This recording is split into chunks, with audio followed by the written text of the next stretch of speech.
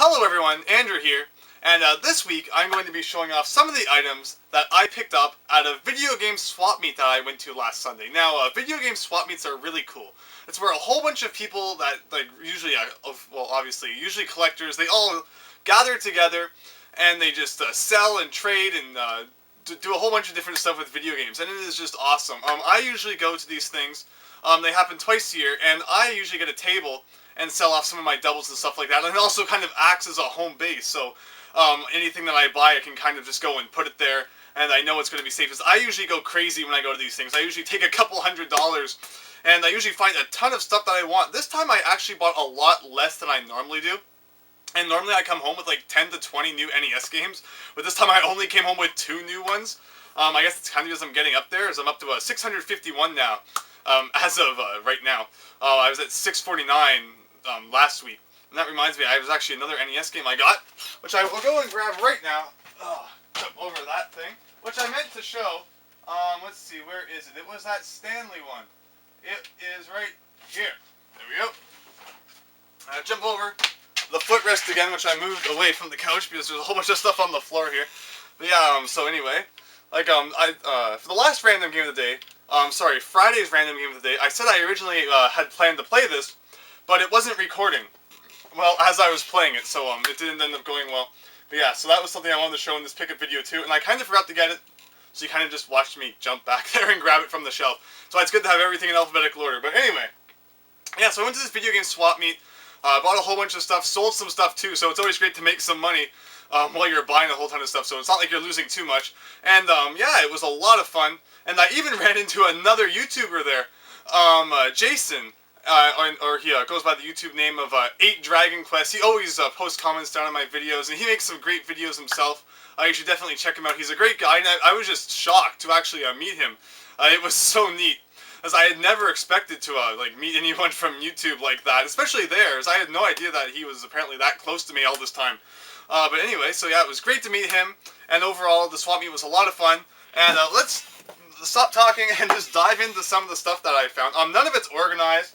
So I kind of just have a box in front of me. Yeah, I usually get a whole ton more stuff than this. And I usually pick up, boxed consoles and stuff, too. Like, last time I picked up a boxed Atari 5200 and stuff. But I didn't really get any boxed consoles this time. So, anyway, just going to go through and show some of the games and other odds and ends that I picked up at the swap meet that are in this box. Yeah, there's some of the lighter, lamer stuff on top.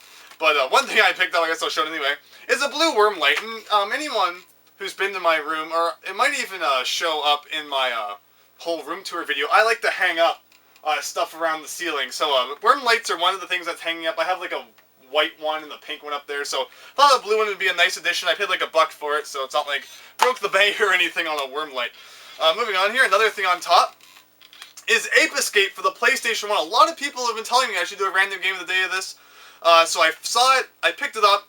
It's far from in good condition. I mean, if we open it up, yeah, and the thing kind of just comes right off. It's missing one of the tabs. It's in very beat up shape. You'll notice that it had a 6 there, although I ended up bargaining it down to $2 because it was really scratched up. It's not going to show up on the camera at all, but yeah, they didn't really know if it worked. So I figured that for $2 it would be worth taking the chance, and yeah, I guess we'll find out, and if it works, might just do a random game of the day on that. See, anyway, moving on. Another thing I picked up is a Nintendo Game Boy Secrets. I picked up a Super Nintendo Secrets book a few months ago now, but it was just in that last pickup video I did, where I made a few months ago and had it shown. And yeah, it's a $1 sticker up there. It's just a neat little thing to read through. Secrets that pretty much everyone knows by now about some of the more popular Game Boy games, but still, interesting to have, and I just love looking through those old things and seeing what's in them. See, what am I going to grab next? A few NES covers. I love these things. Some people don't really care about having covers on all of their NES games, although I make an effort to get as many as I can. I usually try to pay 10 cents a piece. So usually I get things like the swap meet. I'll go to anyone and be like, "Are you selling covers?" And I'll pay 10 cents a piece. I've bought $7 worth at one time for 10 cents a piece. So I got a 70 at once, and that was awesome. But yeah, that's all I got this time. I got 4. So I'm going to be good for another few NES games, and it's okay because I didn't really find as many as I was hoping to at this swap meet. So I'm going to have a bit of a surplus. This is kind of silly. I got a Mario Party 1 box, and someone put a sticker on the front that says, this game is Mario Party. It's like, thank you for telling me that this is Mario Party. I mean, I couldn't just tell by looking at the massive title up there. Someone needed to put a sticker on. I mean, I'm guessing this sticker was probably somewhere else at some point, but they, for some reason, stuck it onto the front of the box. It's an empty box, but I have an extra game and manual to go with it. So I paid $5 for the box, just so that I would have it complete. I thought it was a good deal. And it's kind of neat because my boxed N64 collection is kind of lacking, so I picked that up. Next thing is a boxed Baseball Stars for the NES. I had the game, but it was complete with books, styrofoam cover, everything in the box for $5. So I figured I didn't have it in the box, so I would add that to my collection. So I thought that was neat. Let's see, something a bit more different here is a PC Engine or Japanese TurboGrafx TurboTap. Now, I wanted to pick this up except for one reason, and if I grab the North American TurboTap, I can demonstrate this reason, although I'm trying not to destroy my TurboGrafx shelf in the process. Here, let's see. So, the reason I wanted to pick up this TurboTap so bad is because, you see the North American one here? First of all, yeah, it's a different color, but that's not the only reason I wanted it. Look at this one compared to this one, and what do you notice? It might not be too easy to tell on camera, but the controller ports for this one are much bigger than for this one. That's because the only console that used the bigger controller ports was the very first TurboGrafx, TurboGrafx 16. After that, things like the Turbo Duo and stuff like that, they all used the smaller controller port variation. So that means that I could not use this with the Turbo Duo that I normally have hooked up. So if I wanted to play more than one player with my TurboGrafx, I would have had to hook up either the PC Engine, which is my Japanese TurboGrafx, or I would just would have, if I wanted to use this one, I would have had to hook up my regular TurboGrafx. But by getting this one, with the smaller plug on the end, that means I can now use this with things like my Turbo Duo and my PC Engine, which is great because I don't usually use the original TurboGrafx 16, which is this works with. And the majority of my controllers don't. So it was good to pick that up, and I was happy to see that. And I'm just going to shove all of this off to the side while I get back to the box. Let's see, next thing I grab is Who Wants to Be a Millionaire? Another game that is in pretty bad shape, so I paid $2 for. Who Wants to Be a Millionaire is a game I actually kind of wanted for a while now. I'm a big fan of the game show. Well, the older bit, variation of it anyway. I know it's been on for so long now. It's gone through so many changes. But overall, it's a pretty neat game. Well, actually, I don't know if it's a neat game or not, but it's kind of scratched up. But I just wanted it, just because I wanted to play. I mean, I know you can just go online and play Who Wants to Be a Millionaire, but I thought it would be neat to get the PlayStation game. And who knows, maybe I'll do a random game of the day of it sometime. Although it'll probably just be me losing at the $200 question, because I know nothing about random trivia, information, history, garbage like that. Anyway, moving on. Another thing I grabbed. This is going to look familiar to people who saw my multi-carts video. And this is another one of those exact same kind of orange, cheap, garbagey multi-carts. Although this one, the games it has on it are UU3, Rockman 3, and Double Dragon N3. So I grabbed this, and we'll check out what's on it someday. I know I said in my multi-carts video that I was going to eventually do a whole week where I just go through a whole bunch of my multi-carts. And I will be doing that soon. Probably not next week, but maybe the week after. We'll see about that. Anyway, moving on. Next thing is Flight Simulator 2 for the Atari XE. I have an Atari XE in the box, and it says on the front that it's supposed to come with 3 games. And this is one of them, and I actually didn't have it, so I'm going to put this into my box set. I actually only have one of them. Before this, I only had one of them that went in the box. I'm actually not sure what the other one is. Should probably check that out in case I ever see that at some point. Anyway, moving on. Next thing is Japanese Pokemon Stadium 2, although in Japan it was known as Pokemon Pokemon Stadium Gold and Silver, and I got this because it goes with the other Japanese N64 Pokemon Stadium games that I have. The interesting thing is that Japan had one more Pokemon Stadium game than we got in the US, so their number 1 there actually never came here, so their number 2 is actually our number 1, and then the Gold and Silver there was what we got as number 2 here. So it's a complete mess as far as the relationship between the Japanese ones and the North American ones. But yeah, I bought the Gold and Silver one just so that it completed my set, because I thought it would be neat to have all 3. And so I was happy I grabbed that. See, anyway, moving on. Ooh, the next thing. This is something I didn't have. and it's something I've actually been looking for a while. It is a Sega Genesis controller. But with the difference is that it has this little switch here in the middle, and it's kind of like the TurboGrafx controller. How it had built-in turbo. Usually the only way to get like turbo switches was to buy third-party controllers, but this is an official Sega Genesis controller with a built-in turbo switch, and it's not like the TurboGrafx where every button has a separate switch. But either you have normal, turbo, or slow. So I thought it was really neat to get that, because I've been looking for this for a while, because if I can jump over this thing again and grab this box back here. If you look on the front of the Sega Genesis 3 box, you will notice that it was supposed to come with that controller. Let's try to center it there. You'll notice on the front it shows that controller with the switch in the middle. When I bought this in the box, I actually didn't even notice that. Somehow it completely slipped my mind that there was a special separate controller with a turbo switch that the Sega Genesis 3 was supposed to come to. So the controller in that box is actually just one of the regular ones that doesn't have a switch. So I've been looking for one of these for a while, and I finally found one today. So I picked it up, and I was very happy to get that, because it's probably not too easy to find. So putting that off to the side. That one over there. Okay, good. Next thing I pick out is Twisted Metal 2. It was like $2. And I have 1, 3, and 4 for PS1, so I said, what the heck, just pick up number 2. That way it doesn't have to be like a space in the middle, and I have to look at it every time I look through my PS1 games. So anyway, that was that. One of the new NES games I got is Toxic Crusaders. Never seen this one before, so I saw it at the show and just picked it up. Yeah, like I said, only one of 2 new ones that I got, and I guess I can put one of my sleeves on that, so it already has one when I put it away at a later point in time, which is probably right after I make this video, actually.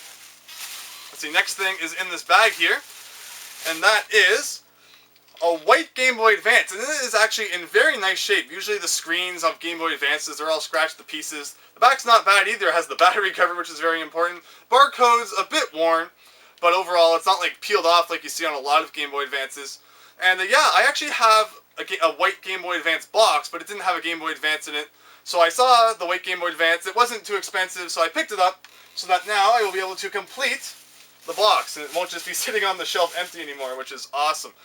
Let's see, next thing I'm going to pull out here is a Game Players VHS tape. Now, I paid $5 for this, but I don't care, because I love old 80s and 90s video game VHS tapes. I can't talk. Whether it's ones that you got in the mail through like your Nintendo Power subscription, like I have ones that like advertise Pokemon and Banjo-Kazooie and stuff like that, or if it's just instructional ones like this. They're just so funny to go through and watch.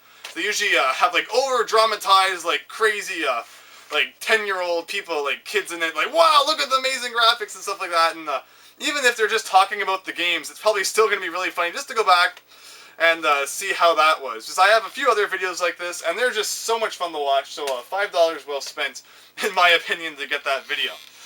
This thing right here, this is Metal Slug 4 MVS cart, although it is a bootleg. Now, yeah, the interesting thing about Neo Geo games is that there are a lot of bootlegs out there. A lot of the time when people sell you them, they'll claim that they're real, even though they're actually bootlegs, so that they like get like more money for them. Because bootlegs aren't really worth anything, and they're usually poorly made and are not very good. And the guy admitted that to me when he sold this to me for like I think it was like $5 I bought it for him off him from, just because I don't have any Metal Slug MVSs, and even if it doesn't work well, still looks neat on the shelf, and you can like kind of trick people into thinking you have Metal Slug 4. No, I'm not going to do that. But anyway, I thought it was neat. And he said it's kind of sketchy, but I'll take my chances and see if it actually works just for fun. For $5. Wasn't not really a big loss if it doesn't really work that well. Let's see. A few other things I got. I actually got quite a few sealed things. I think I paid $5 for each of these sealed things. I got Tokobot for PSP. I have the PlayStation 2 one. It's actually kind of an interesting game. So I saw it sealed for PSP. So I picked that up. We have Aqua Teen Hunger Force, Zombie Ninja Pro-Am, still sealed. I picked that up. And Beautiful Joe 2 for the GameCube. I picked that up for $5 sealed. I always figured that the Beautiful Joe games were kind of worth something, so I'm surprised that I was actually able to get the second one for only $5 sealed. But guess I'm not going to complain about it. Anyway, let's see. Moving on. I don't know why I put the MVS back in there. Might as well take that out. make a bit more room for other things, although I'm running out of couch room. Let's see, rearrange a few things over there. Okay, moving on. Another thing I got, and it has a yellow sticker on it for some reason. There we go. Is Thriller Safari for the NES. This isn't one of the new games I got. I said I got 2 new NES games, but this is actually a double, because I bought it just because of how massive of an upgrade it is from my other copy of it. So, I don't know, I paid $5 for it, although I think that looking at this is a lot nicer than looking at this. A piece of tape with the name Thriller Safari on it, and the name is like half worn off. So, I mean, even though I paid $5 for a game I already have, I mean, I think it was worth the upgrade, just because this is terrible looking on the shelf. So I'm gonna, like, throw that at someone or play Frisbee with it or something like that now. Because, yeah, nothing sucks more than an NES game that has the label completely ripped off. So, picked that up for $5 because I thought it would be neat to actually get one that has a label you can look at. And not like, even not really know what it's called, even when you're looking at this. Because you can see Safari just fine. As you can see, the top, it's all worn, so you can't even read, like, the pencil that someone wrote on it. Anyway, moving on. I picked up 2 PlayStation Jam Packs, and they have $3 stickers on them, but I actually paid $2 each, just because the Jam Packs are interesting. Have a whole bunch of neat demos and stuff on them, and they're the first 2, so I thought that they're probably not too easy to find. And for $2 each, I thought it was a good deal, so I picked them up. Let's see, next thing in here, what else have we got? Oh, yeah, that's right, I'll talk about this now. Something else I picked up, and something that I've wanted for quite a while, is a Sega Saturn Game Shark. Now, the Game Shark is interesting for the Sega Saturn. It lets you cheat and stuff like that, just like any other Game Shark. Although it also makes your Saturn region free, which is awesome. So along with it, I got 3 Japanese Saturn games. They all just came with it when I bought it. So Tomb Raider and 2 Japanese RPGs, which like I'm never going to be able to play since I can't read them. But they're still awesome to have got, and I was very happy to have picked those up. Let's see here. Another thing I got is the second NES game that I didn't have before, and that is Star Wars. I actually didn't have this game. I had The Empire Strikes Back, but I didn't have just Star Wars for NES, so I picked that up and had a sleeve, so I didn't have to use one of the other ones that I just got. So that was pretty cool. Another thing I got is for $3. Actually, the sticker says $3, but I actually ended up paying $1. The guy I bought this from, I know him. He's a great guy. And what's it called? He said I could have it for half price, but then I took out my money. I didn't have $1.50, so I gave him 2 loonies. Yeah, it was Canadian, it's like loonies. It's like the $1 coin, which I'm sure everyone knew, so I don't know why I need to say that. And he just gave me one of them back. So I basically paid $1 for both of them. The sticker said Guitar Hero 1 and Guitar Hero 2, although Guitar Hero 2 is like just the case. There's no manual or cover art or anything with it, but the first one's complete. So for $1, I figured that was a pretty good deal for 2 PlayStation 2 games that I did not have. Pretty neat. Another thing I bought is Harry Potter Quidditch World Cup. And it's not so much I bought it for the game, but it's a European game, and I love foreign things. And the case was blue, and I love blue, so I thought it was awesome. And I thought it was just neat. And now I can go and tell all my friends that I have a European PS2 game in a blue case, and I paid like $2 or $3 for it. So I thought it was neat enough to spend that amount for. Another thing I bought is Guardian Legend in the box. In my favorite video games video, I show Guardian Legend, although it's in one of these weird, like, cases that like a rental store would have given out. Like they like cut the box so that they could fit it into this case, and then you open it up and you get the stuff inside. Although I've always wanted it in the box too, because it's one of my favorite games, so I paid $5 for it in the box. Like I said, it's one of my favorite games, so it was still worth it, even though I already kind of had it in that case thing.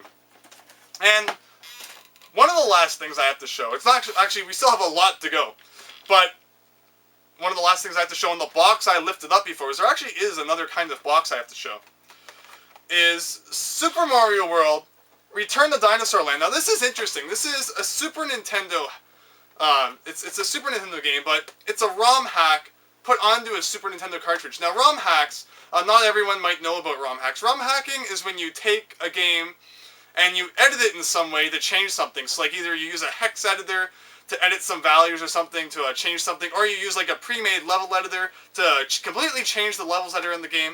So that's what this is. Super Mario World Return to Dinosaur Land is a Super Mario World ROM hack. Now, when it comes to Super Mario World, I would say that ROM hacks are pretty much always better than the original, just because of the number of awesome resources that have been created out there. So yeah, I bought this. ROM hacking, ROM hacks aren't made to be sold. It's kind of just like you can go download ROMs on the computer and you can get these hacks and you can just apply the patch so you can play them. And that's pretty much what ROM hacks are meant to be. You just play them on the computer. But I thought it was so cool to see a hack that had like a very well-made case, and even the cartridge looks very nice. Has the name and everything on it. I know it's just like a modified version of like the Japanese box art and stuff like that, but still I thought it was very neat. And yeah, there's a guy there who will take any ROM hack and place it onto a cartridge for you. So he had a few pre-made ones there, so I bought this from him just because I thought it was so neat. I've always wanted to own a ROM hack too, just because I love them. And Super Mario World Return to Dinosaur Land, it's probably going to be pretty fun. It's actually a ROM hack I've never played before, so I'm definitely going to enjoy trying that out. And it is rated kids to adults, because ROM hacks for some reason have ratings, even though they're not real games. No, they actually don't have ratings. He just put that on there to make it look more real, I guess. But yeah, I thought that was neat, so I picked that up, and the case and everything was really nice, so I'm definitely going to give that a playthrough. But anyway, that is it for the box that I picked up at the beginning of the video, but that is not quite the end of what I'm going to be showing you.